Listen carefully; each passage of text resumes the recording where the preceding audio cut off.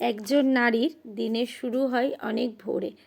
পরিবারকে ঠিকভাবে চালাতে তার সকাল থেকে দুপুর পর্যন্ত অনেক কাজ সামলাতে হয়। পরিবারের অন্যরা যখন ঘুমিয়ে থাকে তখন নারী জেগে ওঠেন। প্রথমেই ঘর গোছানো, চা বানানো এসব কাজ শুরু হয়। সন্তান থাকলে তাদের স্কুলের জন্য প্রস্তুত করা, টিফিন বানানো এবং সময় মতো পাঠানোর দায়িত্ব তার উপর থাকে।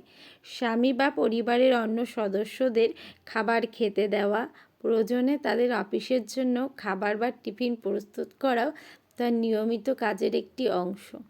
সকাল একটু গড়িয়ে গেলে তিনি দুপুরের রান্নার প্রস্তুতি নেন। ভাত, সবজি বা মাছ রান্না করা, বাজার করা, কাপড় ধোয়া এবং বাড়ির সকলের দেখাশোনা সব কিছুই তিনি শান্তভাবে করে যান।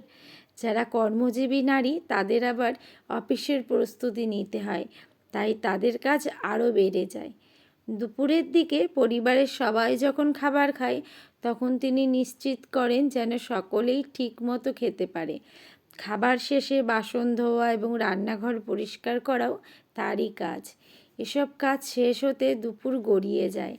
সকাল থেকে দুপুর পর্যন্ত একজন নারী যে পরিমাণ পরিশ্রম করেন তা সত্যিই খুব গুরুত্বপূর্ণ।